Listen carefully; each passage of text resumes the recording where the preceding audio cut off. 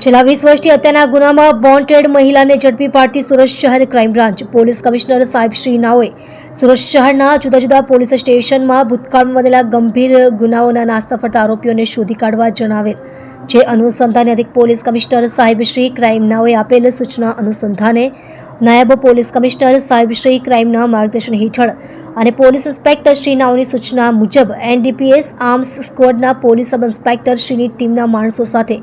વર્કઆઉટમાં હતા. દરમિયાન હ્યુમન ઇન્ટેલિજન્સની તથા ટેકનિકલ સર્વેલન્સ દ્વારા પાંડેસરા ભીડભંજન ઉમિયાનગર સોસાયટી ખાતેથી લિંબાયત પોલીસ સ્ટેશન ગુનો રજિસ્ટર્ડ નંબર 288 2006 એપિકો કલમ 302 307 323 114 188 મુજબના ગુનામાં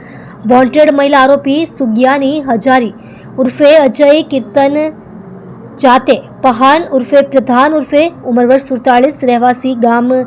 ગંગાનગર રામ મંદિરપડા પોસ્ટ